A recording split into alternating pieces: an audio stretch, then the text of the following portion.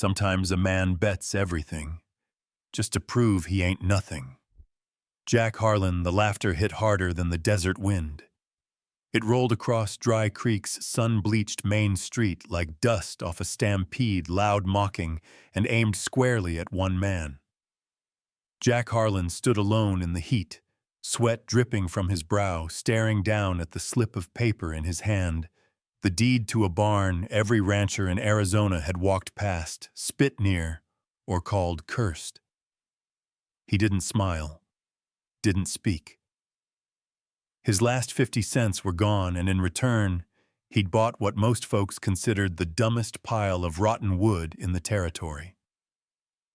Across the square, Clayton Rourke leaned against the railing of the saloon, a cigar burning slow between his fingers. His thick gray mustache twitched with amusement. "Well, hell," he said loud enough for the whole town to hear. "Guess there's one born every minute." The crowd chuckled more out of obedience than humor. No one crossed Rourke in Dry Creek. The man didn't just own half the land he owned, the water beneath it, the cattle above it, and the men too poor or scared to say otherwise. Jack didn't look at him. Instead, his eyes stayed fixed on the crooked silhouette of the barn on the edge of town, half sunk, leaning like it was drunk on bad whiskey. Boards hung loose like broken teeth. Vultures circled above. But Jack Harlan saw something no one else did. The first time he'd seen that barn just 3 days before the rising sun had cast strange shadows along the back wall lines and grooves that shouldn't have existed. Scratches in the wood that formed deliberate shapes. Symbols his grandfather had taught him to read when he was barely tall enough to reach a saddle horn. The old man's voice echoed in his memory even now. "Out here, Jack, water don't just mean life, it means power. And power, son, gets buried." Jack's fingers tightened around the rusted iron key the auctioneer had handed him. Heavy, cold, and old, too old for something as worthless as that barn. He turned from the crowd without a word. Let them laugh. The walk from town to the barn took 15 minutes, long enough for doubt to slither in beside the sweat. His boots kicked up dust with every step, and each crunch reminded him he had no backup, no money, no friends. Only a hunch, and 50 damn cents. As he approached the barn, the wind died. The air turned still hot and strangely quiet. Even the birds had stopped chirping. He paused at the entrance. The door loomed like the mouth of a dying beast, its frame warped and blackened from years of sun and storm. Jack slipped the key into the iron lock.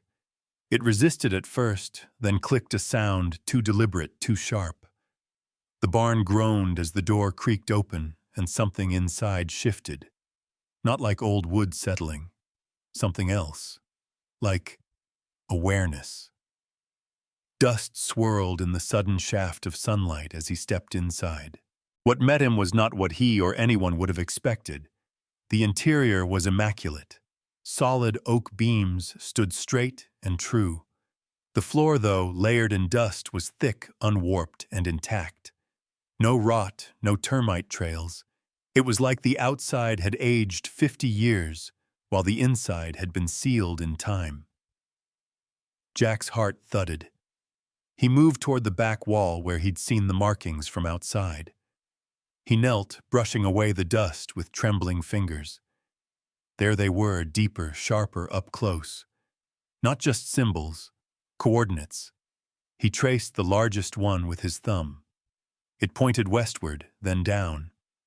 He pulled out the worn leather journal from his satchel, the last thing his grandfather had ever given him. Flipping through its pages by the fading light, he found it a chart of symbols, surveyor's marks code, used by old-timers to mark mineral deposits, underground springs, even abandoned claims. Jack's breath caught. The barn hadn't been built by accident. It had been built over something, and hidden on purpose. The thought was interrupted by the sound of hoofbeats. Slow, deliberate. Clayton Rourke's shadow filled the doorway a moment later, long and menacing in the barn's strange light. "Well, well," Rourke drawled.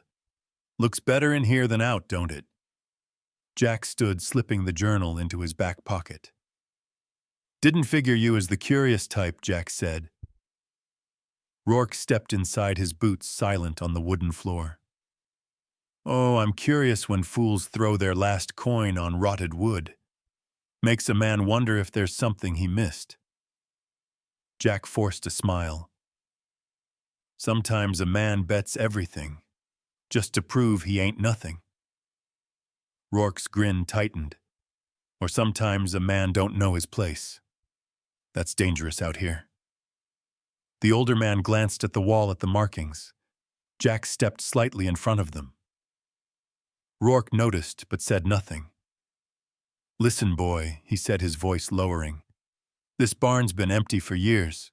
Even the Hendersons were glad to be rid of it. Ask yourself why Jack didn't blink. Maybe because someone like you wanted it that way." Rourke's eyes darkened. He stepped forward too close now. "You think you're clever. You ain't. Whatever you think you found here, it's best left buried." He turned, letting the silence settle. As he reached the doorway, he paused. "Mark my words, Harlan. This place, this town, it don't take kindly to men who forget the rules." Then he was gone. Jack let out a slow breath, but in his gut he knew this had just turned into something much bigger. That night, back in the dusty room he rented above Sadie O'Hara's boarding house, Jack lit a lantern and opened the journal again. His hands were still shaking as he compared the barn symbols to the ones in the book. There it was, the same cluster of marks, a water source of uncommon volume and purity, artesian, self-pressured, eternal, not just valuable, empire-making. A soft knock startled him. Eliza Monroe stood at the door, her eyes serious. "I heard about the barn," she said, stepping in. "My father says you're brave or stupid." Jack closed the journal. "And what do you think he asked?" "I think you see things other folks don't," she said. Then after a pause, Clayton was asking questions about you, about your family. My father told him to shove it. But he's interested, Jack. Too interested." Jack stared at the floor, heart pounding. "He knows," he said quietly. Eliza nodded. "And he's not the kind of man to let go once he smells something worth owning. You're not crazy, Jack. You're just the first one brave enough to look." Eliza's words echoed in Jack Harlan's ears long after she disappeared into the dark street outside. The low hiss of the lantern filled the silence in his rented room above Sadie O'Hara's boarding house. He sat still, elbows on his knees, the worn leather journal of his grandfather opened wide in front of him. His eyes traced the overlapping symbols on the page, the same ones carved deep into the wooden wall of the barn. He had cross-referenced them twice already, but he did it again slower this time, letting each line burn into memory.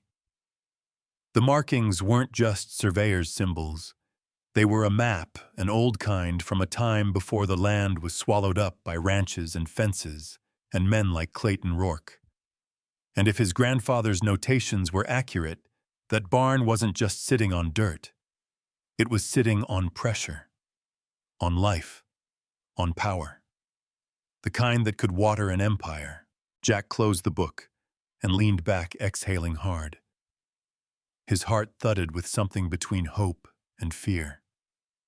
Because what lay beneath that barn wasn't just a secret, it was a threat. To Clayton. To anyone who controlled land and thirst in this dust-bitten town. And Jack Harlan, son of a forgotten rancher, with no land, no name, and no money, now held the key. Sleep didn't come easy.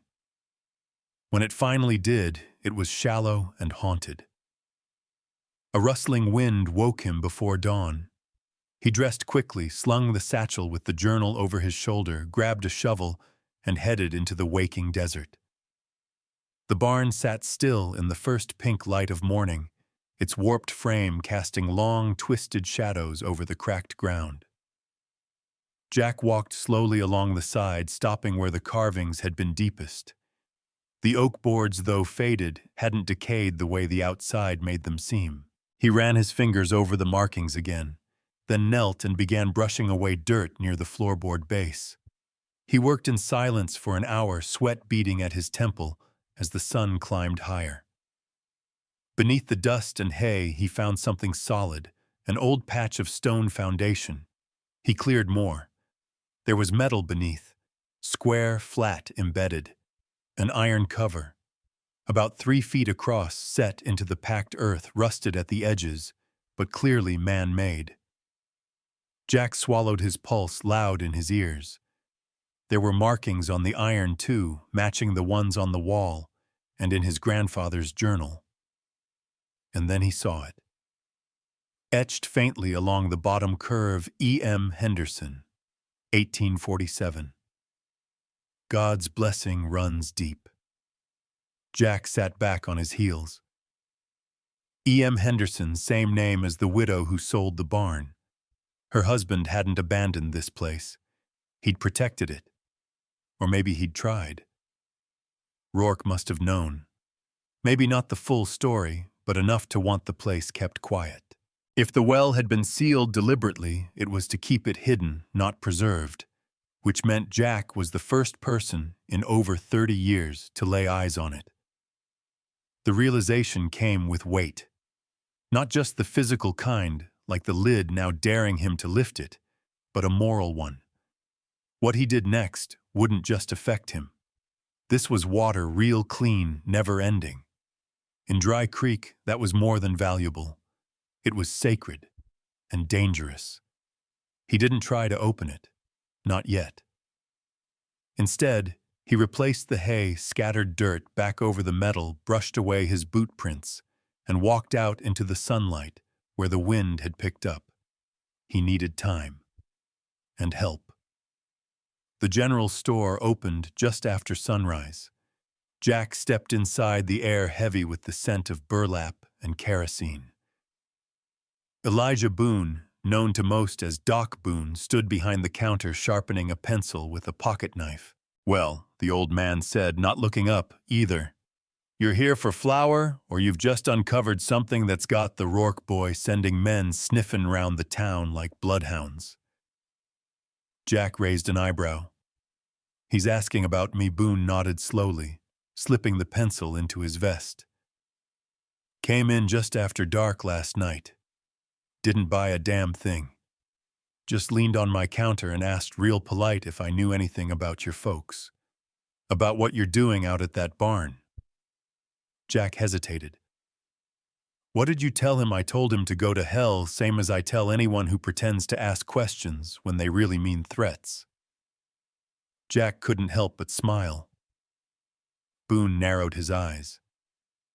"You look like a man walking a rope bridge with a storm coming."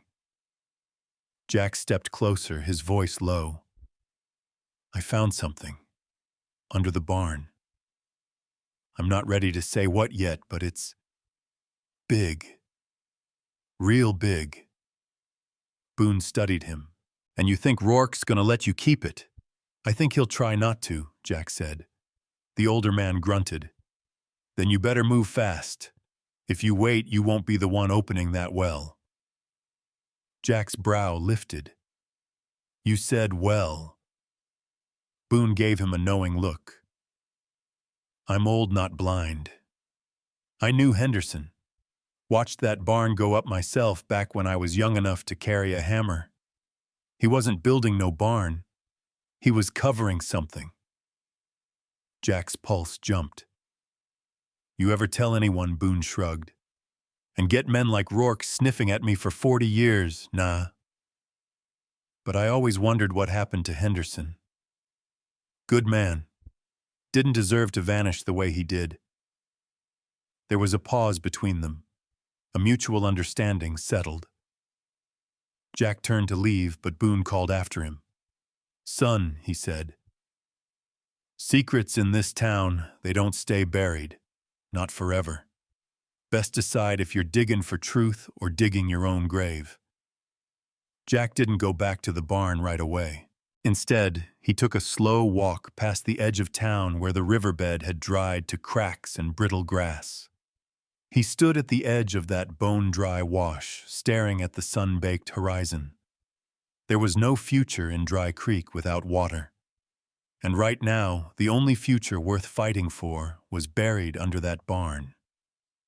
As he turned to walk back, a familiar voice called out behind him. "You planning to dig it up alone?" Jack turned. Eliza stood on the dirt path, arms crossed, wind teasing her auburn hair. She had that same look he'd seen the night before, the one that cut through pretense. "You followed me?" he asked. "I asked around. Boone said you'd be out here." She walked closer.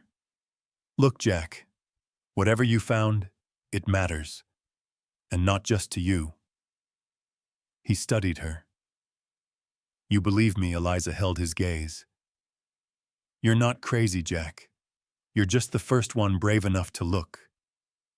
He let the words sink in. Then he nodded once. "I'm gonna need help," he said quietly. She smiled. "Then it's a good thing I brought a shovel." The wind shifted again, and in the distance thunder rumbled low and far away, not from clouds, but hooves. Because Clayton Rourke wasn't finished asking questions, and chapter by chapter the ground beneath Dry Creek was beginning to stir. The creak of saddle leather and the stomp of hooves on dry ground were the only sounds breaking the mid-morning quiet. Jack Harlan looked up from the barn's shadowed interior, just in time to see the figure approaching through the shimmering heat waves, broad-shouldered, dressed in dark riding gear, and leading a pair of men on horseback behind him. Clayton Rourke. Jack stepped back from the markings on the barn wall, casually brushing sawdust and hay over the spot he'd been examining.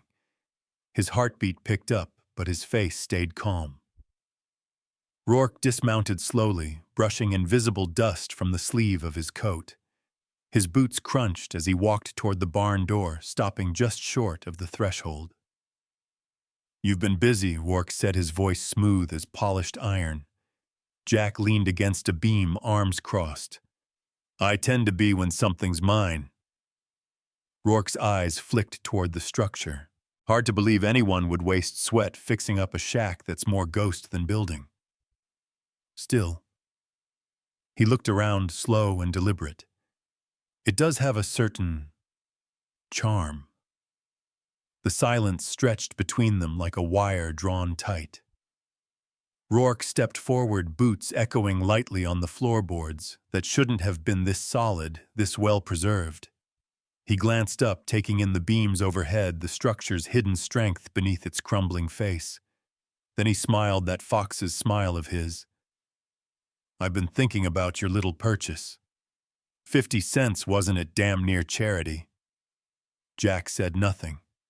Rourke stepped closer. "I hate to see a good man starve chasing ghosts. So here's what I'm offering, $5. That's 10 times your original price. Cash. No questions. You walk away richer than when you showed up in this dusty hole." Jack met his gaze. "Why you planning to open a museum of failed architecture?"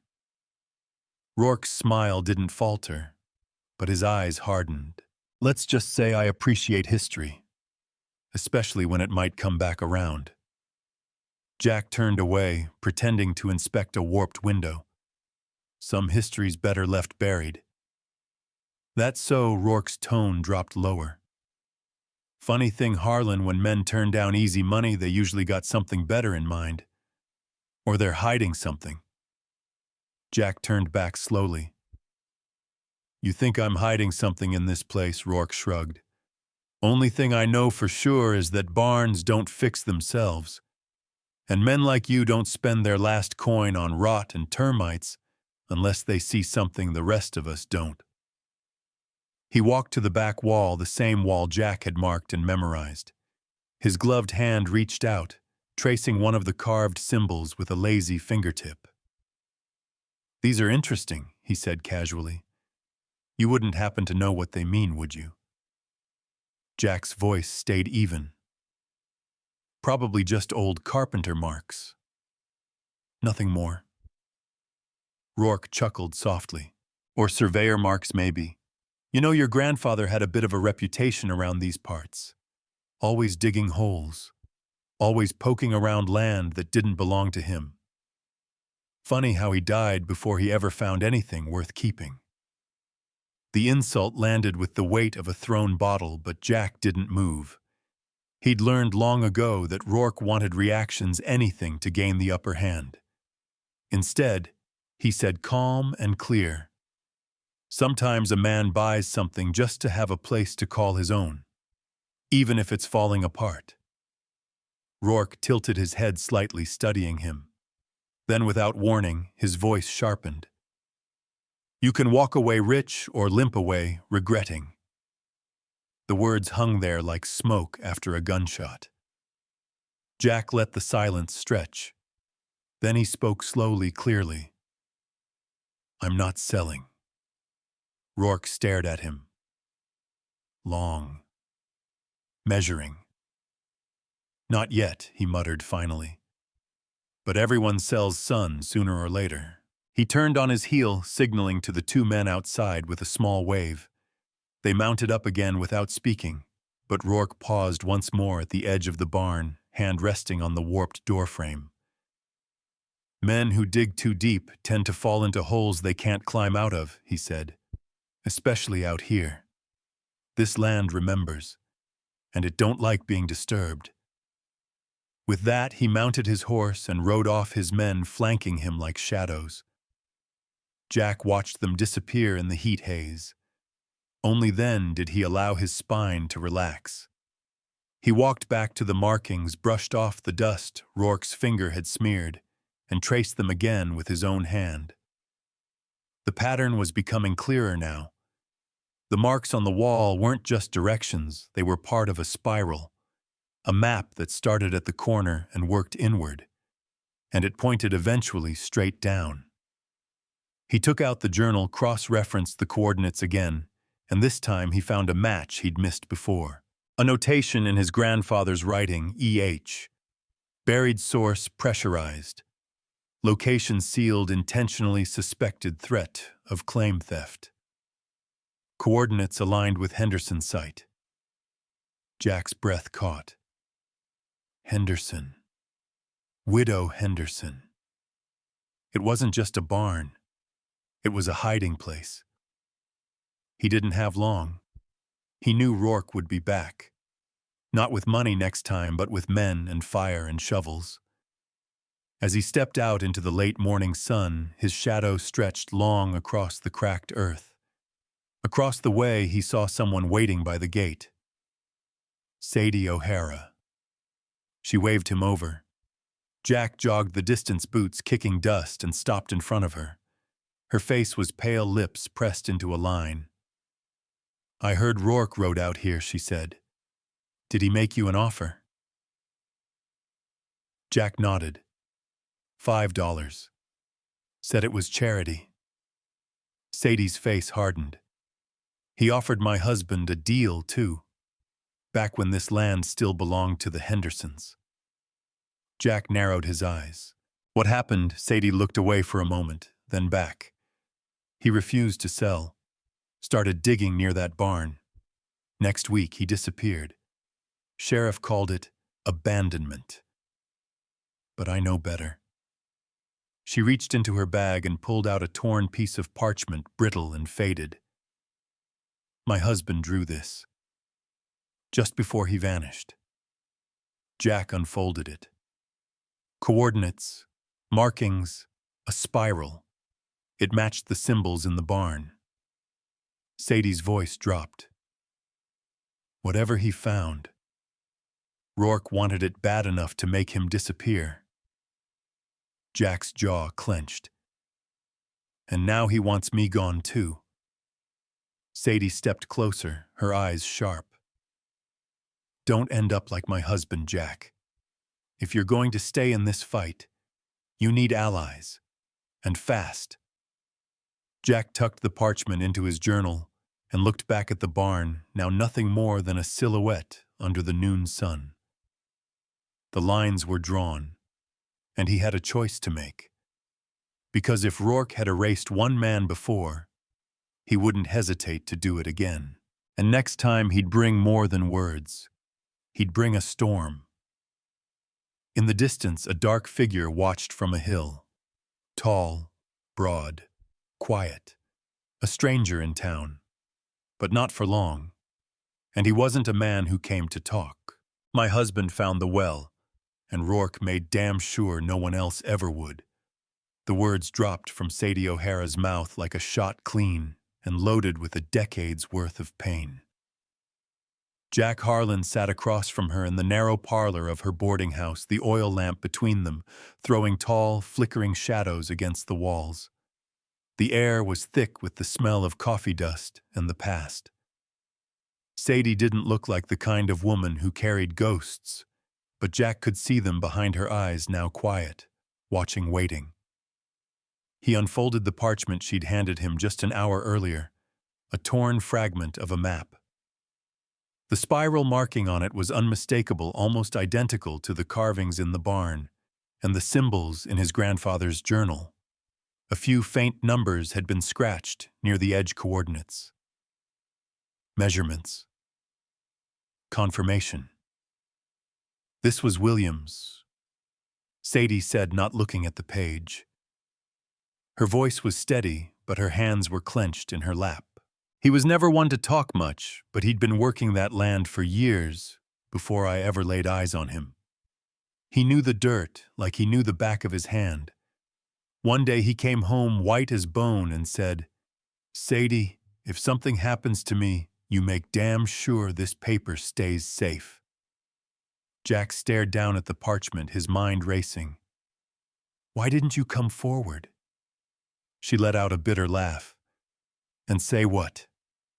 That the richest man in 3 counties scared my husband to death and made him disappear. Sheriff was in Clayton's pocket. Church, too. I had no proof, just a hole in my bed and a name folks stopped saying." Jack folded the paper gently and slid it back into the journal.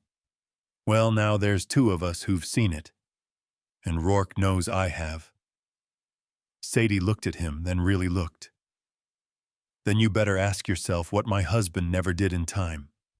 Are you gonna dig for truth or bury yourself right alongside it?" Jack didn't sleep that night. He sat on the porch outside the boarding house until the stars faded and the sky turned the color of ash. As the first sunlight lit the hills, he was already on his way to the barn. The ground was dry, cracked. The kind of earth that remembered things buried beneath it. He started marking the pattern again with chalk, this time tracing the spiral inward, using the combined knowledge from Sadie's map and his grandfather's journal. The measurements matched perfectly, 12 feet from the northern beam, 8 feet from the center joist. At the spiral's heart, just like before, was the iron plate, buried, sealed, and whispering. Jack crouched beside it, brushing off the last of the dirt. The metal was cool to the touch, despite the rising heat. The edge was grooved, designed to be lifted, but only if you knew it was there. He didn't try opening it yet. Not until he knew what lay beneath wouldn't come crashing up the moment he broke the seal. He needed tools and help. Jack returned to town, heading straight for the only man he trusted with secrets and steel. The forge was already hot when he arrived. Smoke curling out of the chimney like a coiled snake. Inside, the clang of hammer on metal echoed sharp and rhythmic. Reuben Bear Dalton barely looked up from the anvil as Jack stepped inside. "Told myself, if I saw you before noon, you were either in trouble or about to cause it," the big man said, setting his hammer down with a sigh. Jack smirked. "Little of both, maybe." Reuben was a mountain of a man, part Cherokee, part Old World fury. His arms were thick with years of labor, his face lined with soot and silence. But Jack knew something most didn't. Reuben had been close with Jack's father before the accident that took him. They'd ridden together, surveyed land together, trusted each other. And Reuben had walked away from that world without ever saying why. Until now. "I need your help," Jack said simply. Reuben raised an eyebrow, wiping his hands on a rag. With what Jack took a breath, then told him everything about the barn, the markings, the well, Sadie's map, and Rourke's threats. When he finished, Reuben didn't speak for a long time. Finally, he crossed his arms. "That barn," he said, voice like gravel, "wasn't built by a rancher. It was built like a tomb. Old William came to me years ago asking for a welding seal strong enough to keep a bear out of hell. Didn't say what it was for. Just said he was protecting something too good for this world." Jack's heart thudded. "You made the cover," Reuben nodded. "Didn't ask questions then." "Maybe I should have." Jack stepped forward. "Rourke's coming bare. Not with an offer next time. He'll come with guns. I need to get to that well before he does." Reuben studied him for a long moment. "Then let's get digging." They returned to the barn that evening under cover of dusk, with tools wrapped in canvas and a silence forged from shared purpose. The barn groaned softly in the cooling wind, its structure casting long shadows that moved like memories. Jack removed the last of the dirt from the iron plate. Reuben ran his hand along the grooves, nodding slightly. Still solid. Good weld. He looked up. "Once we crack this, there's no going back." Jack tightened his grip on the shovel. "I wasn't planning to." Reuben slid a thick crowbar beneath the edge and counted to 3. With a heave and a grunt, the iron lid gave a groan that echoed down into the earth. Air rushed out cold, damp, clean. And then the sound came. A faint, distant gurgle. Alive. Moving. Jack leaned over the edge. A narrow shaft dropped into darkness. The scent of fresh water hit him like a slap. They did it. Reuben exhaled. "That's it. You just became the richest damn man in the territory." Jack shook his head slowly. "Not if I keep it." Reuben blinked. "You thinking of walking away?" "I'm thinking Jack said that if this town is gonna survive, this water can't belong to just one man." Reuben snorted. "That's the kind of thinking gets a man killed." Maybe Jack said eyes still on the shaft. But it's also the kind of thinking that gets him remembered. Suddenly the horses outside snorted. Then a voice, smooth, mocking, close. "Well, I'll be damned. You boys really did find it." Clayton Rourke stood in the barn doorway, silhouetted by twilight arms, crossed flanked by 2 armed men. Jack turned slowly. Rourke smiled coldly. "Told you everyone sells sun. So, how much is it gonna cost me to buy your silence?" And in that silence, the real negotiation was about to begin. If you hear the dirt whisper, don't ignore it. The memory of his grandfather's words came back to Jack Harlan, the moment Clayton Rourke's boots stepped onto the barn floor. Jack could feel the tremor not in the ground, but in the air. The kind of stillness that told you something dangerous had just crossed a line. Rourke moved forward like a man walking into his own parlor, flanked by 2 of his ranch hands, both armed, both smug. Their presence said it all. This wasn't a visit. It was a claim. Jack stood between them and the open well, its dark mouth exposed just minutes earlier. Reuben Dalton remained silent beside him, holding a heavy wrench like it was a natural extension of his arm. Rourke gave a slow, appreciative whistle as he stepped closer. Now that is a beautiful thing. All this time right under our noses. Jack didn't move. It's on my land. That makes it mine. Rourke raised an eyebrow. Let's not get tangled in the weeds of ownership, son. We both know the law out here is flexible. What matters is who controls it, and who's willing to do what needs doing. Reuben took a step forward. You come here to talk, Rourke, or start something. Rourke held up a hand, mock innocent. No need for heat. I'm just here to make an offer same as before, just more generous now that we know what we're dealing with. Jack narrowed his eyes. I'm not selling. Not for 5, not for 500, not for 5,000. Rourke's smile twitched. Now that's unfortunate. I've always found it easier to work with men who understand value. Jack's voice was low controlled. I understand it just fine. This isn't about money. It's about life. This well could save every ranch in the valley. Rourke's expression darkened. That's the problem with your kind. Always thinking about saving people who ain't worth the water they'd drink. Reuben stepped closer, shoulders tense. You should leave. The two ranch hands shifted, their hands twitching near their belts. Rourke gave them a slight shake of his head. Not yet, he said. I want to make something clear. He looked Jack dead in the eye. You may think you're holding something powerful, but what you're holding is leverage, and leverage in the wrong hands becomes a liability. Jack met his gaze. Then maybe it's time the right hands held it. Rourke stared at him for a long beat, then nodded once, curt final. You'll regret this, Harlan.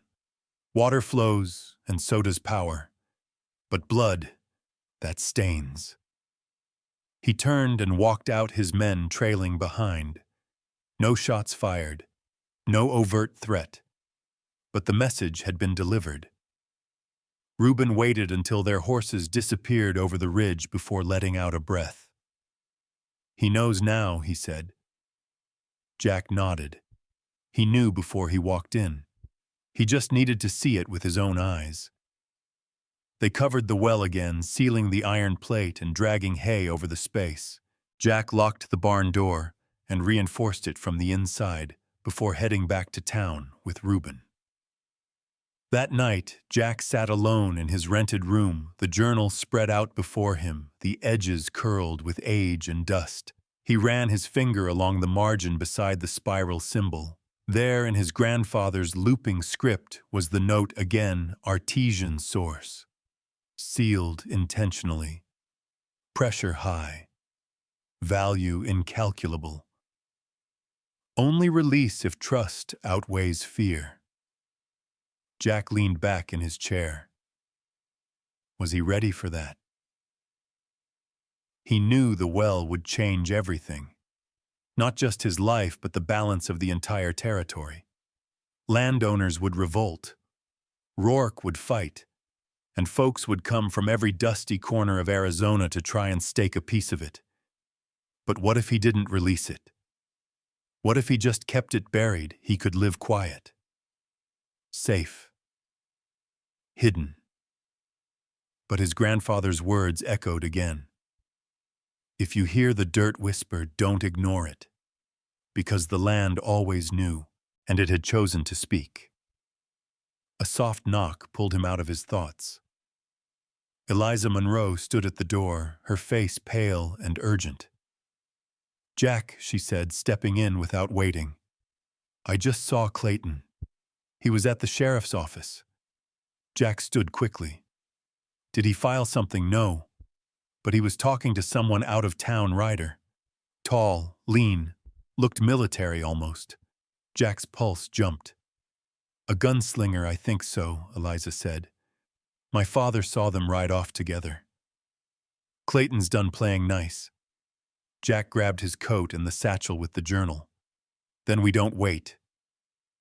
Wait for what? For Rourke to burn the barn down and claim it was an accident. Eliza's eyes widened. You think he'd go that far? I think he's already gone farther. They met Reuben on the edge of town and made their way to the barn under cover of night. The stars were sharp and brittle above the sky, so clear it felt like you could fall upward into it. The barn stood like a sentinel in the dark, still and waiting. Inside, they worked quickly.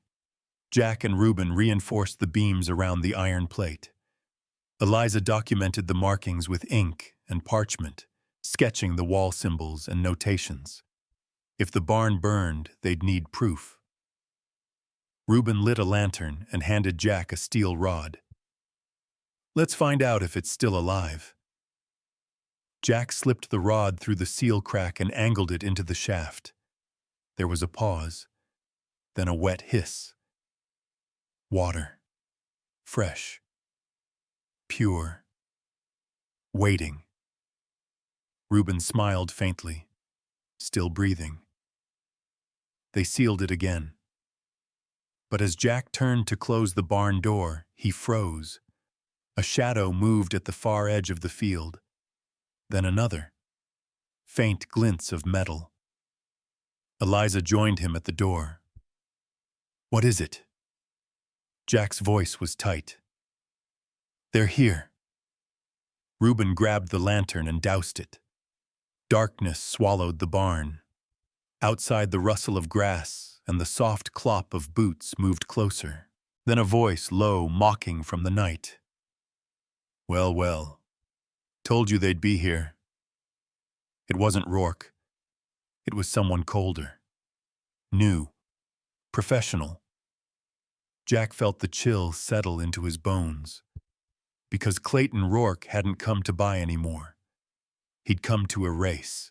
That well's worth more than gold, and more than one man's died for it. The barn was silent, as death swallowed in black. The only light came from a faint sliver of moonlight breaking through a crack in the roof, catching the edge of Reuben Dalton's knuckles as he held tight to a crowbar. Jack Harlan stood beside him, pulse pounding in his ears, sweat drying cold on the back of his neck. Eliza crouched near the wall, holding her breath, her hand wrapped around the derringer she'd tucked into her coat earlier that night. Outside, footsteps scraped across gravel. 1, 2, then 3. Slow, calculated. Jack leaned toward Reuben and whispered. Rourke didn't come himself, no, Reuben said. He brought a cleaner. A moment later, the barn door creaked open. A long silhouette filled the frame, tall, lean hat pulled low. Not some drunk ranch hand. This was a man who had killed before and who had never once raised his voice doing it. The stranger stepped inside, unhurried. His boots made no sound across the wooden planks. Behind him came 2 more shadows, Rourke's men. Jack recognized one from the saloon, the other from the general store. Neither looked comfortable. The tall man in front spoke, his voice dry as desert bone. Name's Boone Kelly. Clayton Rourke sent me to clean up a mess. He took another step. Jack slowly moved to stand between Boone and the hidden well. Boone stopped a few paces away, eyeing Jack like a man studying a fence he intended to break through. Word is, Boone said, you got something under this barn worth a lot more than cows and corn. Jack didn't blink. What I've got is none of your business. Boone chuckled. See, that's where you're wrong. You made it everyone's business the second you dug. His hand twitched near his hip. Not yet on the gun, but close enough to make a point. Reuben spoke behind Jack. That well's worth more than gold, and more than one man's died for it. Boone turned his head slightly. Then I guess you know how this ends. There was a long pause. Jack said, calm and steady. Not like you think. Then Reuben stepped forward, holding out something in his hand. A paper. Signed. Stamped. Territorial land rights. Legal deed, Reuben said.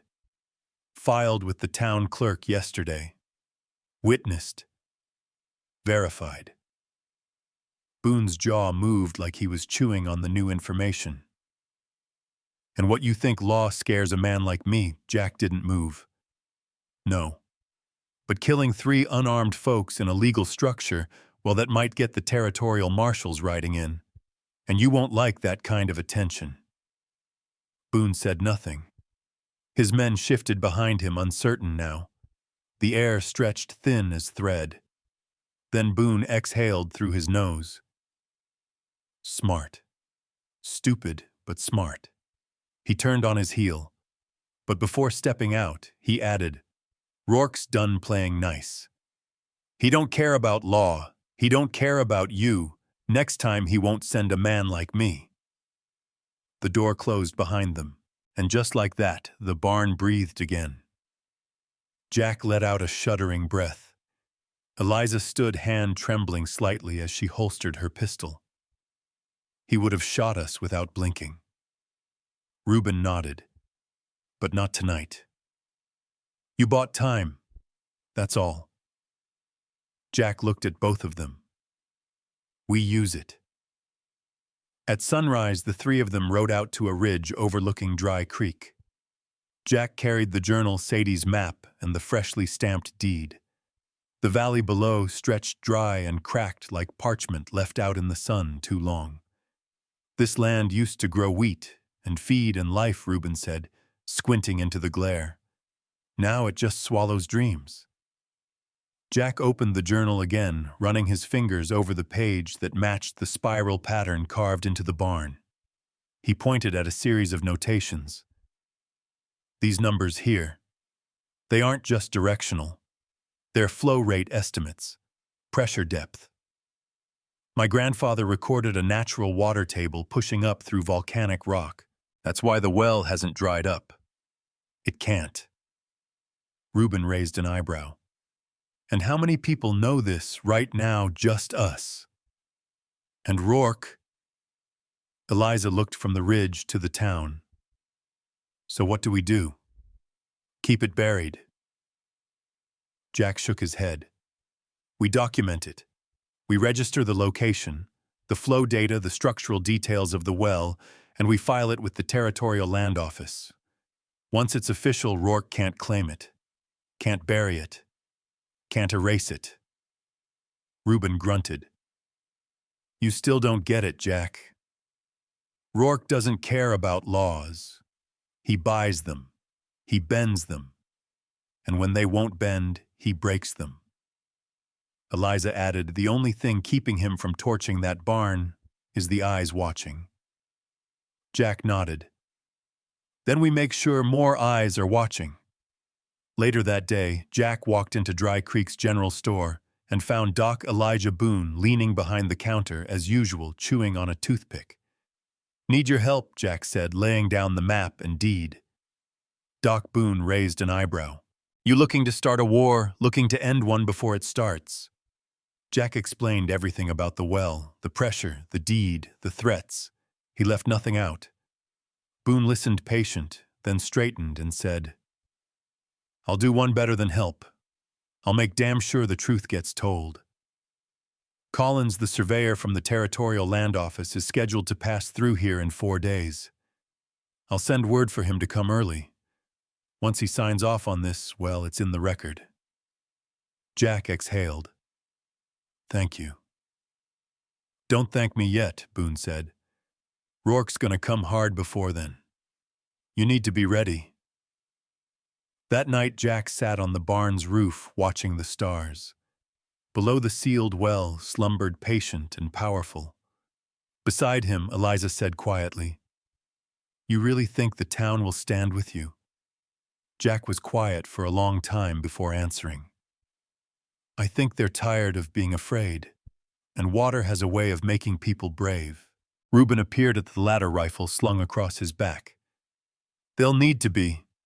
Rourke won't send another talker next time. Jack stood, eyes fixed on the hills beyond. Then we'll stop talking too. The next morning, as the sun broke over the horizon, smoke rose in the distance. Not from chimneys. from torches. Rourke was done waiting. He was bringing fire. "Looks like your barn caught a case of bad luck." And kerosene. The smoke came first, thin curling black fingers rising into the morning sky, unmistakable against the pale blue. Jack Harlan smelled it before he saw the flames. Dry wood, burning hay, the kind of fire that didn't start by accident. He kicked his horse hard, dust exploding under the hooves as he rode toward the barn. Eliza clung tight behind him, arms around his waist, her breath sharp in his ear. Reuben rode ahead, his rifle slung across his back, face grim and unreadable. By the time they crested the hill overlooking the barn, the flames were already licking up the eastern wall, crawling across the roofline. Fire crackled like laughter, angry and bright. And standing by the fence, calmly watching it all unfold, was Clayton Rourke. His black coat flapped in the breeze, his arms folded across his chest. Expression unreadable but smug. Behind him, 6 of his ranch hands fanned out in a loose semicircle, rifles slung but not raised. They weren't hiding it. This wasn't a secret torch job. This was a message. Jack slid off his horse before it stopped moving, boots pounding across the field toward Rourke. "You bastard!" he shouted. "That barn was legally mine." Rourke barely blinked. Was. Past tense.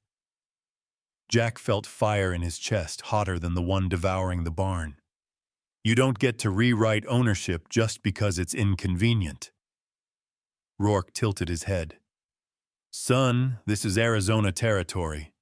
Ownership's just a matter of who can hold on to it long enough." The roof groaned. A section caved in with a roar, sending sparks into the air. Eliza covered her mouth, eyes wide. Reuben swore under his breath. Jack turned to look.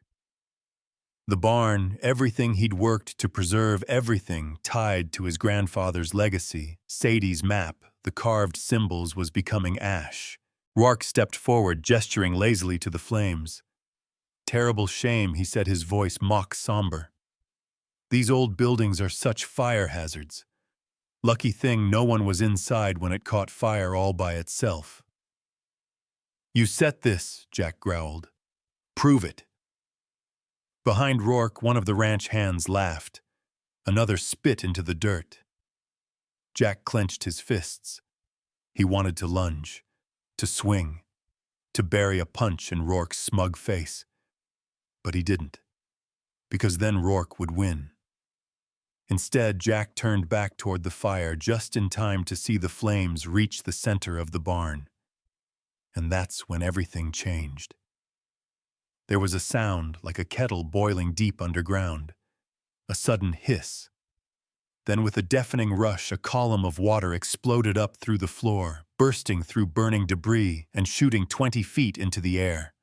A geyser, crystal clear under pressure and unstoppable. The fire shrieked as the water engulfed it. Steam billowed and the flames died in moments, smothered by the very thing Rourke had tried to steal. The ranch hands stumbled back, shielding their faces. Rourke froze, eyes wide, stunned into silence. Jack didn't move.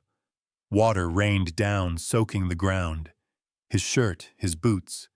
The iron plate, what remained of it, had been warped by the heat, cracked just enough for the pressure to find its way out.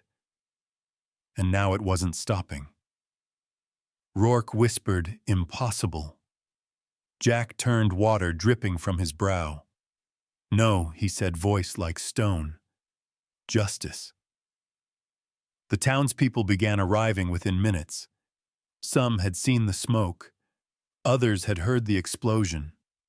But what kept them there, what rooted them in place, was the sight of water pouring from the earth, clean and endless in the middle of a dead valley.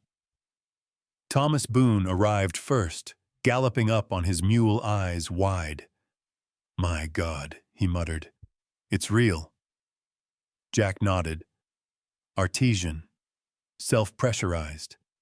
Just like the journal said." Boone slid off the saddle, and Jack turned to look, only to see Rourke trying to slip away, his men already starting to retreat.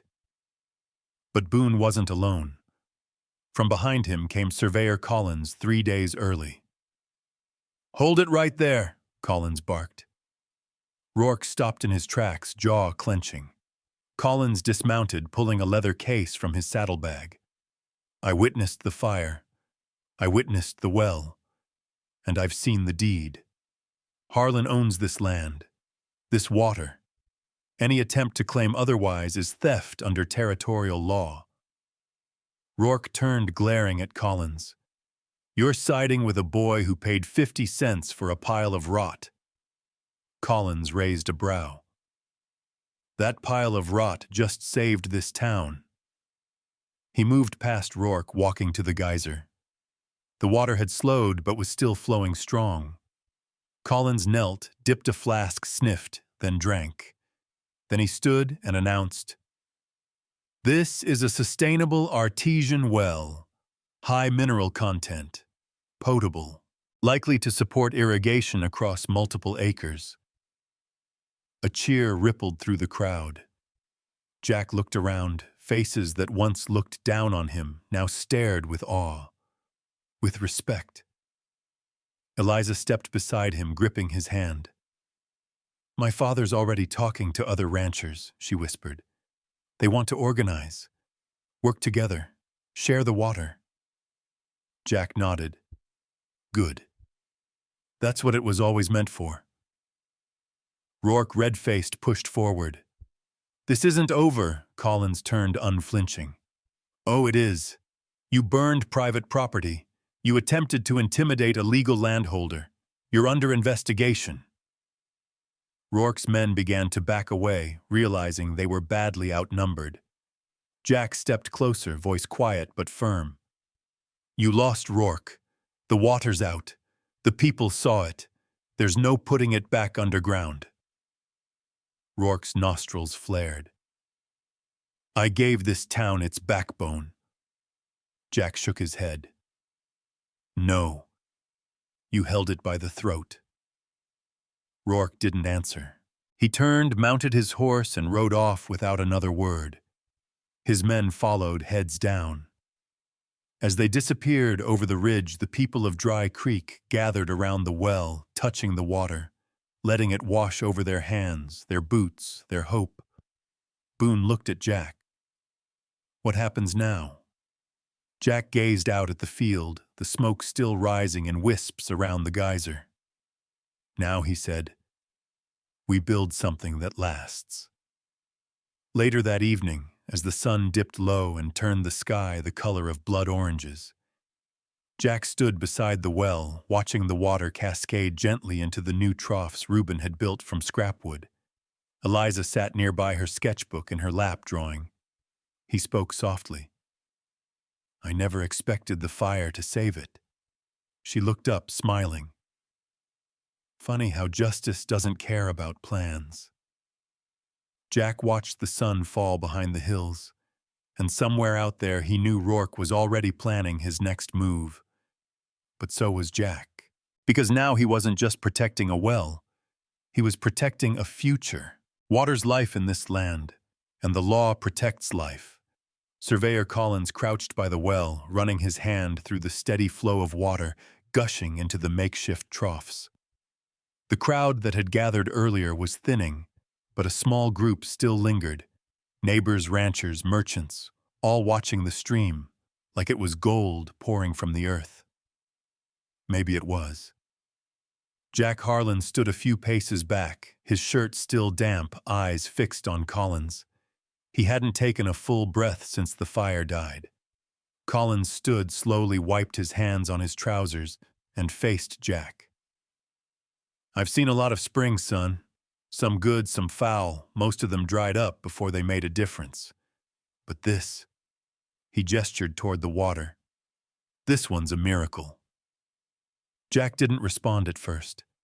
His mind was still full of smoke and fire, of Rourke's sneer, of watching everything burn, only to see something greater rise from the ashes. "It's not mine," Jack finally said. "Not really. I mean, legally it is, but it was never supposed to be for just one man."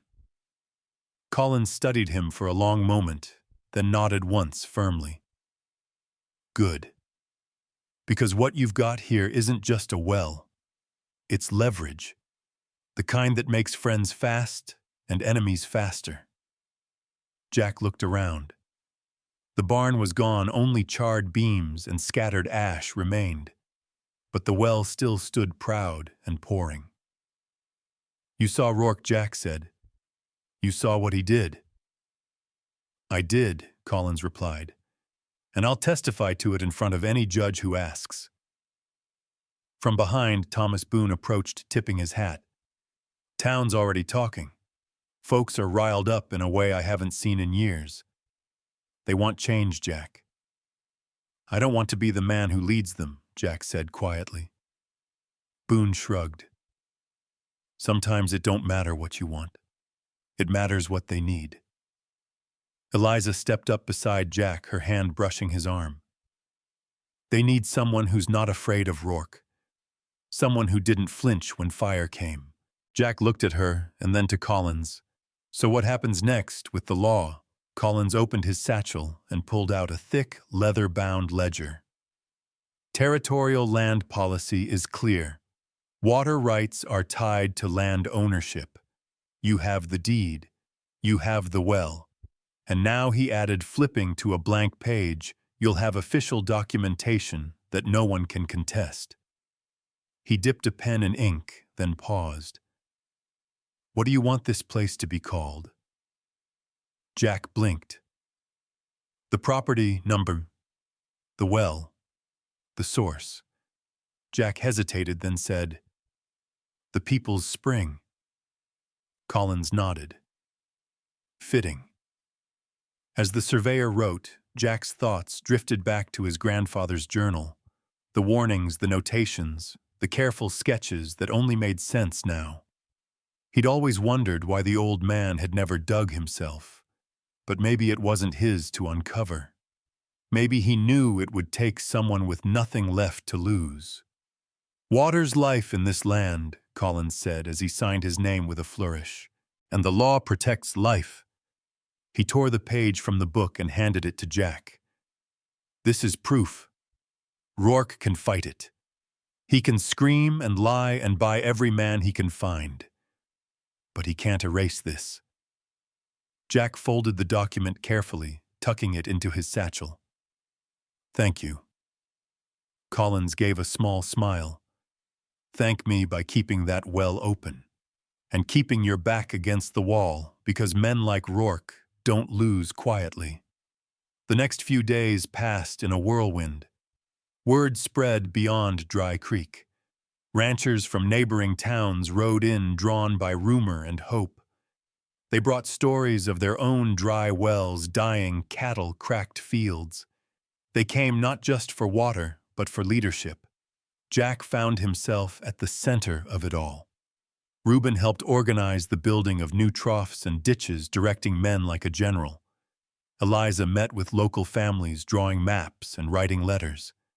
Boone worked with Collins to establish a legal framework for cooperative water sharing. It was happening. For the first time in decades, Dry Creek was building something real together. But Jack couldn't shake the feeling in his gut, like something was still looming just out of sight. That feeling hardened into certainty when Eliza came rushing into the barn site one evening, her face pale. He's back, she said, breathless. Rourke, with more men. Jack's stomach turned. How many? 10? Maybe more. And not the usual ranch hands. These ones are hired guns. Reuben stood from where he'd been reinforcing a fence post. He's pushing for a fight. Jack looked toward the hills where the sun was melting behind the rocks. Orange light spread across the land like firelight. What's the play? Reuben asked. Jack glanced at Collins, who was just finishing a second survey sketch. We hold. You sure? Jack nodded. If we give ground now, we lose everything. Collins stepped forward. I'll make sure the papers are secure. If anything happens to you, the claim still stands. No, Jack said. If anything happens to me, this dies with me. We don't let that happen." He turned to the others. "We prepare." Eliza gripped his arm. "You don't have to fight this alone." "I know," Jack said, "but that doesn't mean I won't be the first through the door." That night, Reuben checked his rifle twice. Jack cleaned his grandfather's revolver by lamplight. Eliza sat nearby, quietly folding letters and sealing them witness statements, declarations of support from the townsfolk, backup copies of the deed and the survey. As she sealed the final envelope, she looked up. "They're coming tomorrow, aren't they?" Jack didn't answer, because he didn't need to. She crossed the room and took his hand. "No matter what happens, you changed everything, Jack." He nodded. "And I plan to keep it changed." Outside, the wind howled across the dry land, rattling loose boards and kicking up dust. The well gurgled softly in the night, a reminder of what was worth protecting. Jack holstered his revolver and looked out the window toward the darkness. They wouldn't wait much longer, and when the sun rose again over Dry Creek, fire might not be the only thing coming. You don't defend the truth with fear, you defend it with fire. The first light of dawn hadn't even cracked the sky when Jack Harlan was already lacing his boots. His fingers were stiff cold, the kind of cold that didn't come from the air, but from somewhere deeper, somewhere between dread and resolve. He slid the revolver into its holster and stood silhouetted in the narrow doorway of the boarding house. The wind carried a dry hush across the valley, and for a brief second, the whole world seemed to hold its breath. Behind him, Eliza stirred from the cot. "Jack," he turned to her. She looked tired eyes shadowed by sleepless worry. But she was calm, steadier than he felt. "They'll come at first light," Jack said quietly. She nodded. "I know. They'll want to make a point. Not just to me, but to everyone." Eliza stood pulling on her boots. "Then let's make one louder." Outside, Reuben was already waiting by the well, leaning against a fence post with his Winchester slung across his chest. Nearby, Thomas Boone loaded supplies into a wagon, first aid water jars, and bundles of documents tied with string. Surveyor Collins sat on a crate, scribbling in his field notes, as if chronicling history before it unfolded. The valley buzzed with quiet preparation. Farmers arrived with rifles strapped to saddles. Ranch hands who'd once worked for Rourke now stood side by side with men they used to trade punches with in saloons. Women gathered at the edge of the property, shielding children behind them, but standing firm. For once, the town was united. And it was all because of water. Jack climbed onto a stack of crates, letting his voice carry over the crowd. "They'll come armed. They'll come to scare us. But we've got the law. We've got the deed. We've got proof. And if we hold the line today, we don't just keep this well, we keep our future." Reuben muttered, "You should have been a preacher." Jack grinned briefly. "Too honest for that." The laughter was short-lived. Just before sunrise, a column of riders appeared over the ridge. 15 in total, guns at their sides, black dusters, cold faces. Rourke was at the front, his eyes locked on Jack like a wolf sizing up prey. The crowd behind Jack didn't move. No one fled. No one called for a truce. Jack stepped forward alone. Rourke pulled up just shy of the well. Dust settled around him like a storm held in pause. "Quite the gathering you've got," Harlan, Rourke called. "Didn't realize you were starting your own little nation." Jack's voice was calm. "Just protecting what's mine." Rourke smirked. "Funny.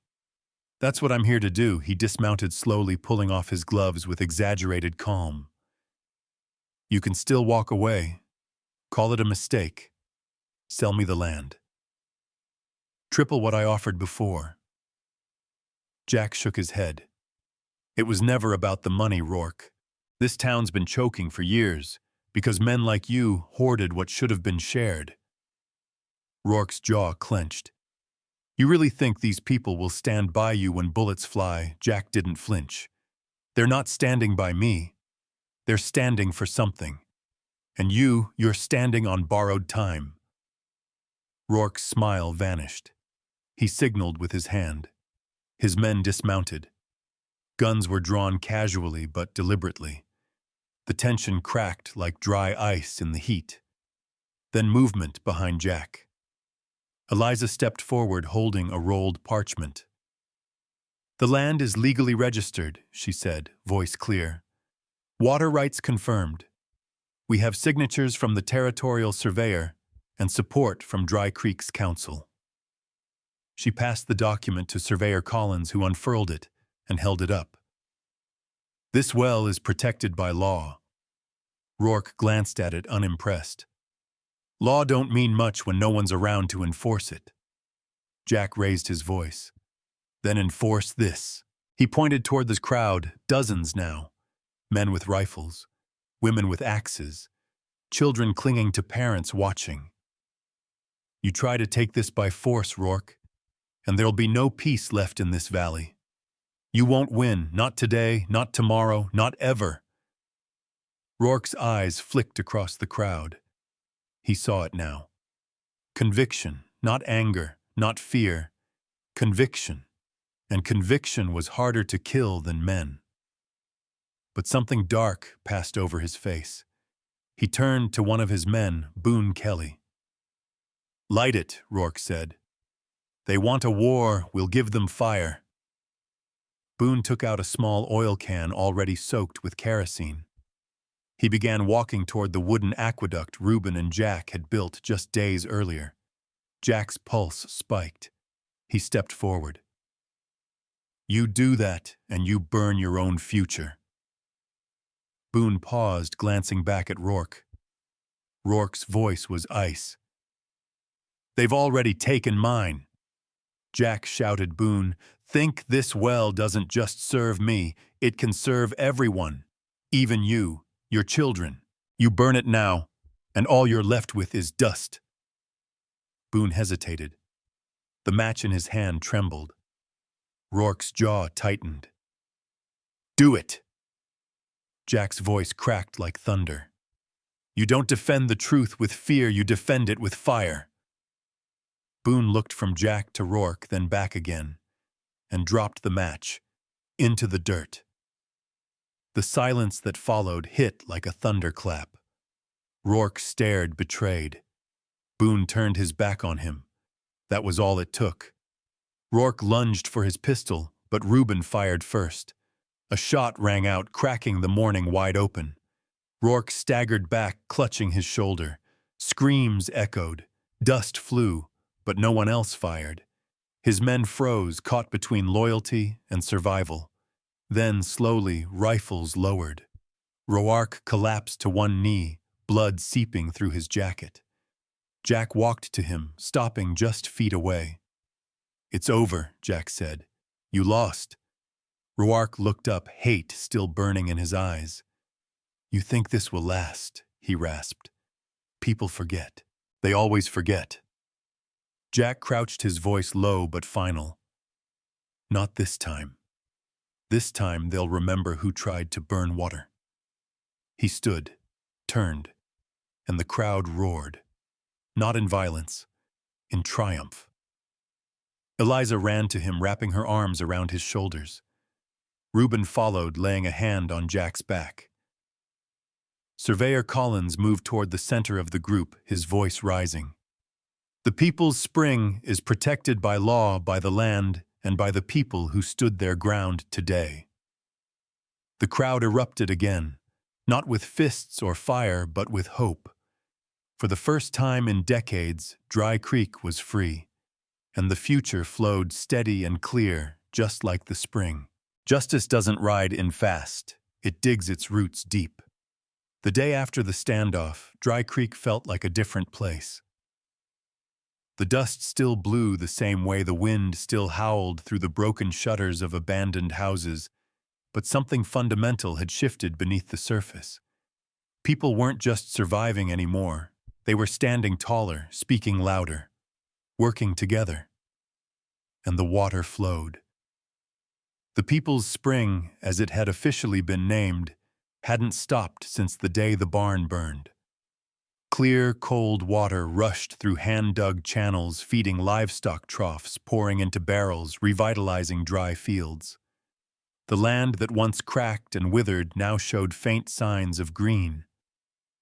Jack Harlan walked the perimeter of the new irrigation trench with Reuben and Collins. Reuben had a pipe over one shoulder and a length of rope on the other, already thinking of new extensions to route toward the western farms. "You ever think we'd live to see this?" Reuben asked, gesturing to the sprouting seedlings along the slope. Jack shook his head. "I never thought I'd see this town rally around anything, let alone water." Collins squatted beside the trench, checking the flow pressure with a small wooden gauge. "It's holding strong," he said. "More stable than I thought possible. This thing will outlive all of us if you keep it protected." Jack frowned. "Rourke's not done. He might be bleeding, but men like him don't disappear." Collins stood and gave Jack a hard look. "He won't be the one coming next time. It'll be lawyers, not ranch hands. Men in suits with papers and loopholes." Jack sighed. "I was afraid of that." Collins nodded. "That's why you're going to need Dry Creek behind you. Not just cheering, voting, signing, standing." They reached the edge of the bluff overlooking the valley. The land stretched out below, crisscrossed with newly dug trenches, barrels, and wagons loaded with lumber. Jack spotted Eliza in the distance, surrounded by women from the co-op, marking locations for shared water stations. Her laughter drifted on the wind, lighter than it had been in weeks.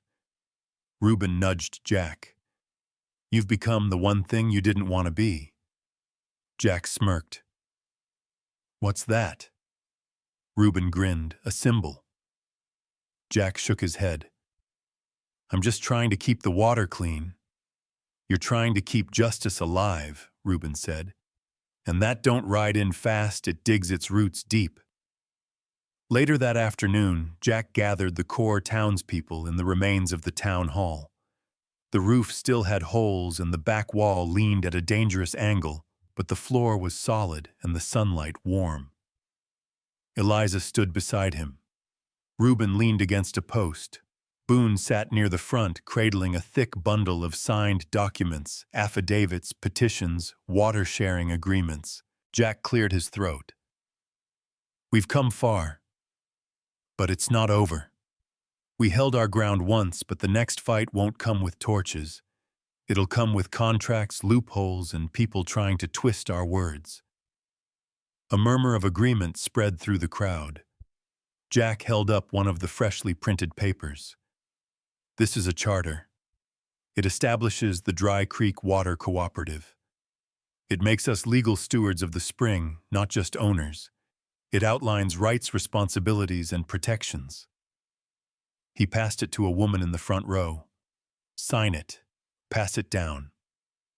One by one, the townspeople signed. Old-timers, ranchers, widows, storekeepers. Some signed with confidence, others with hesitation. But they all signed. By dusk, the charter was full. Jack stepped outside and looked up at the rising moon. This was what his grandfather had wanted, why he'd protected the well for so long. Not for wealth, not for control, but for the kind of change that doesn't blow in like a storm, but rises slow and steady, like water through stone. That night, Eliza joined him on the porch of the boarding house, 2 mugs of hot coffee between them. "Do you think it'll hold?" she asked. Jack watched the horizon. "If we hold it together, yes." "I've never seen people believe like this," she said. "Not in this place, not since ever." Jack smiled faintly. "Belief is dangerous, but it's also the only thing stronger than fear." She leaned against him. You scared always? She nodded. Good. That means you still care. Moments later, a rider approached from the west road. A dust trail behind him, an envelope tucked in his vest. Jack stood his body tensing as the man dismounted and handed over the sealed paper. From Tucson, the rider said, Law firm.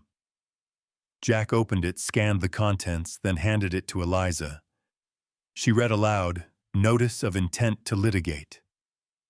Rourke Veith, Harlan Boone, Dalton Monroe, and the Dry Creek Water Cooperative.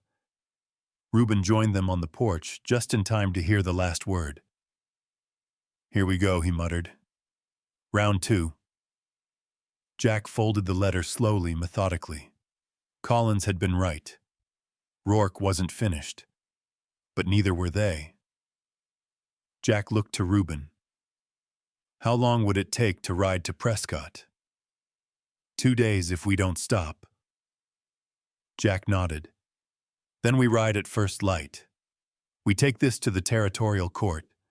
We fight this the right way. Eliza raised an eyebrow. You trust a judge more than a rifle? No, Jack said. But if we're building something worth keeping, we can't do it with bullets. Reuben grinned. That's the Jack I know. Still hoping for a world where justice plays fair. Jack clapped a hand on his shoulder. Someone's got to. As the moon rose over the valley, the people's spring gurgled softly behind them, its rhythm unbroken. A song of life, of resistance, of roots digging deeper, because the real battles were never won in fire. They were won by refusing to give up the ground you bled to protect. The courtroom ain't just a place for law, it's where the truth learns to walk on 2 legs. The Prescott Territorial Courthouse stood like a fortress of timber and stone in the heart of town. Tall columns, faded green shutters, and a heavy bell that hadn't rung in years. Jack Harlan stood at the base of its wide front steps, his boots thick with trail dust, eyes tracing the carved letters above the entry, Lex Justitia Terrae, law is the justice of the land. He exhaled through his nose. Guess we're about to find out if they mean it. Beside him, Reuben cracked his neck and adjusted the collar of his only clean shirt. Feels more like walking into a gunfight with a dictionary. Inside, the air was cool and tense, thick with the scent of pine floor polish and old ink. The courtroom benches were mostly empty except for a few curious townspeople and a newspaper sketch artist. But Jack knew this wasn't a performance. This was survival, just dressed up in nicer clothes. Judge Wilton, an aging's man with steel gray hair and a face carved in permanent skepticism, presided at the bench. His gaze was sharp, his hands still. Bring the parties forward, the bailiff called. On one side, Jack, Reuben, Eliza, and Thomas Boone seated beside a young but fiercely sharp attorney named Caroline Mercer, a Tucson law graduate who volunteered after hearing the Dry Creek story in a saloon 2 towns over. On the other, Clayton Rourke, dressed in a pressed gray suit that looked like it had never touched dirt, flanked by 2 lawyers from a big city firm with smug grins and thin smiles. Case number 84, C. Rourke vs. Harlan, and the Dry Creek Water Cooperative, the clerk read aloud. Dispute over water rights, land entitlement, and lawful use of natural resources. Judge Wilton tapped his gavel once. Let's begin. Caroline stood. Your Honor, what we are defending here today is not just land, not just a well, but the survival of an entire community. The people's spring isn't just property, it's a lifeline. My clients are prepared to prove that the land was lawfully deeded, the water naturally occurring, and the rights to both properly recorded with the territorial office. She placed the deed on the judge's bench. Rourke's lead attorney, a man named Conrad Ellis with a voice as slick as a grease trap, stood slowly. Your Honor, while the deed may be valid, we contend that the water rights were not explicitly granted and that Harlan's use of this resource constitutes unlawful diversion from Rourke Ranch territory as runoff travels downstream. Jack clenched his jaw. Runoff, they were talking about a community spring like it was gutter water. The judge narrowed his eyes. Let's see the surveys. Collins, freshly arrived from Dry Creek, stepped forward with maps and charts. As the official territorial surveyor, I conducted a full analysis. The well is situated fully on Harlan's deeded land, and the flow maintains natural channels with no encroachment onto neighboring properties. Ellis scoffed. Natural today. Man-altered tomorrow. Caroline leaned forward. Your Honor, with respect, the only thing unnatural here is how Mr. Rourke tried to burn the evidence of that well to the ground. That's arson and intimidation, not a property claim. The room hushed. Rourke's jaw ticked. Ellis stepped in. Objection to that characterization. Judge Wilton raised a brow. Objection noted. But also, not unfounded. Over the next 2 hours, testimony was given. Reuben described the night the barn burned. Eliza spoke to the documents she and others had preserved. Boone detailed the efforts to organize the cooperative and distribute the water fairly. Even some neighboring ranchers arrived to testify, having seen their crops revived by the spring's flow. Still, Rourke's team pushed hard. They argued vague easements, disputed water law precedent, and framed the well as a threat to agricultural balance, twisting truth until it barely resembled the dust-covered reality back home. When it was Jack's turn to take the stand, he looked out at the courtroom not as a man trying to win, but as a man who refused to lose what was right. I didn't ask for this fight, he said. I inherited a journal, a map, and a patch of land that no one wanted. We dug up a well that never should have survived the droughts. And instead of selling it off or hoarding it, we opened it. We shared it. We made something good. Mr. Rourke tried to burn that down. He paused. I'm not a lawyer. I'm not rich. But I know what justice feels like. It feels like cold water on dry land. Like neighbors working together after years of mistrust. Like children drinking without getting sick. We didn't break the law. We're living proof of why the law should exist in the first place. The judge didn't move, but Jack swore something shifted in the man's face. After closing arguments, the room emptied save for the principal parties and a few lingering locals. Judge Wilton stood hands folded behind his back. I've spent a long time trying to separate justice from noise, he said slowly. Too many times that line gets muddied by power, fear, and clever arguments. He looked at Rourke, then at Jack. But this case ain't complicated.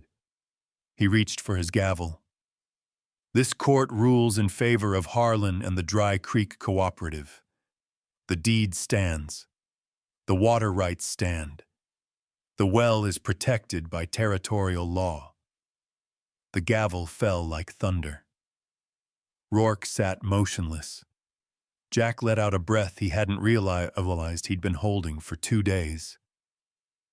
Caroline smiled, her fist clenched in quiet victory. Reuben leaned toward Jack. So that's what winning without bullets feels like. Jack chuckled.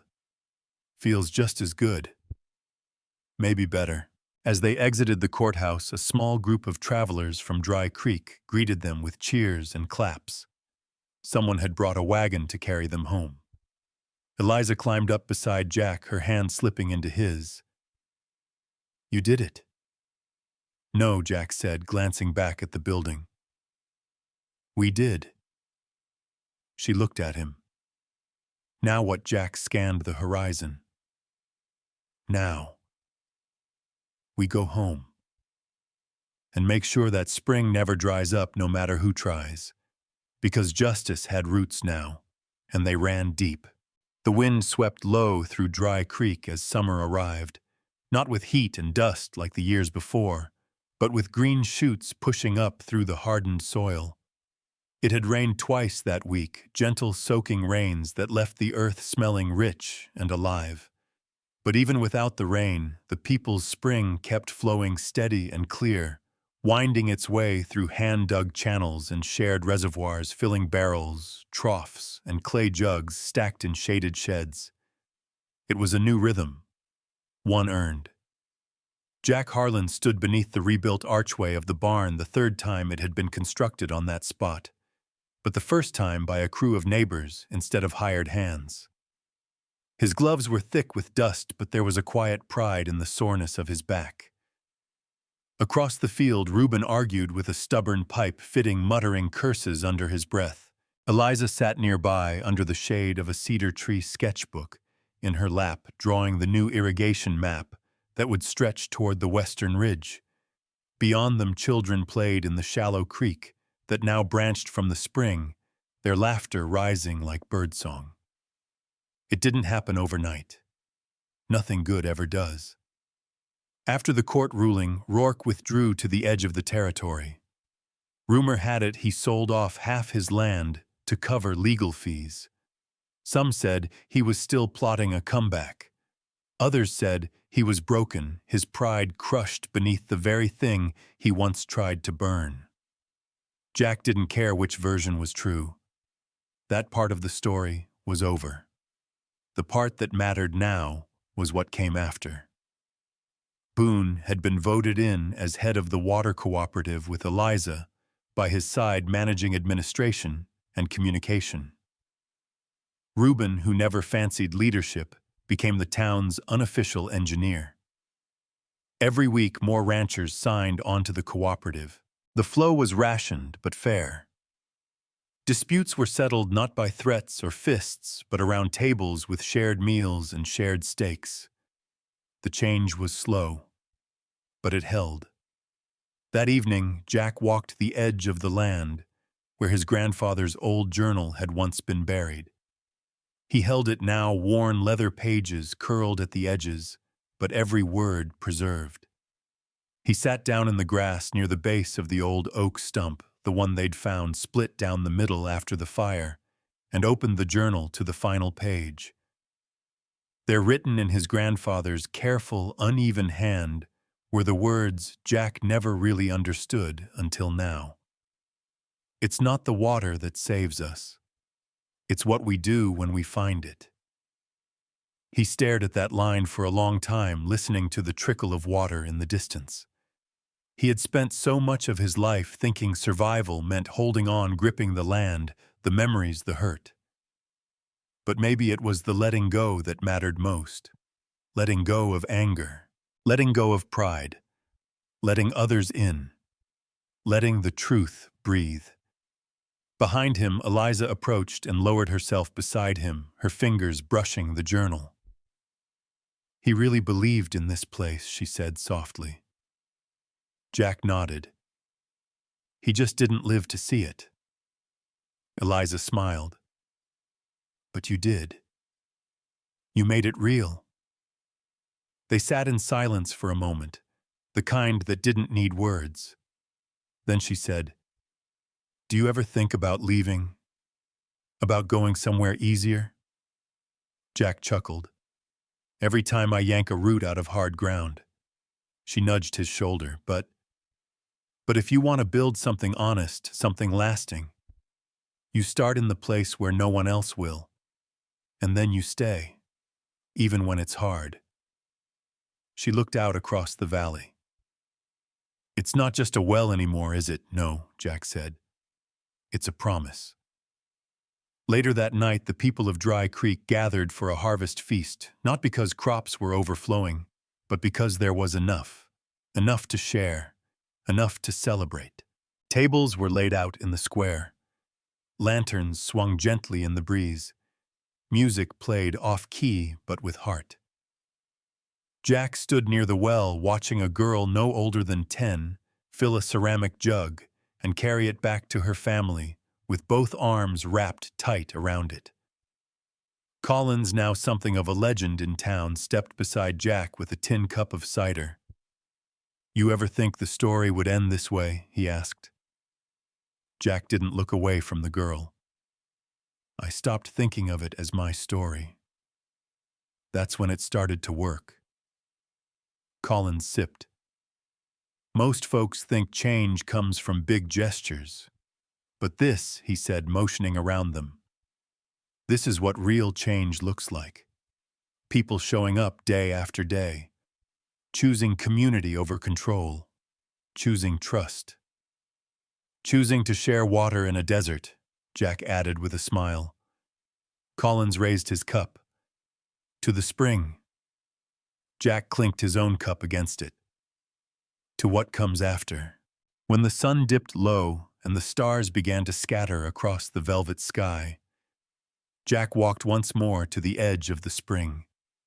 He dipped his hands in the water, cold, clean, alive, and let it run through his fingers. He remembered every moment that had brought him here. The fear, the fire, the loss, the stubborn hope that something better was possible. And now, standing in the glow of lantern light and the hum of laughter behind him, he finally understood the truth buried in his grandfather's notes. This wasn't about ownership. It was about stewardship. About choosing to plant something in broken ground and trusting that if you care for it and if you share it, it will grow. Not just crops, but people, faith, a future. As the night deepened, Jack looked up at the sky clear and open above him and whispered quietly, "We built something that lasts." And the spring kept flowing.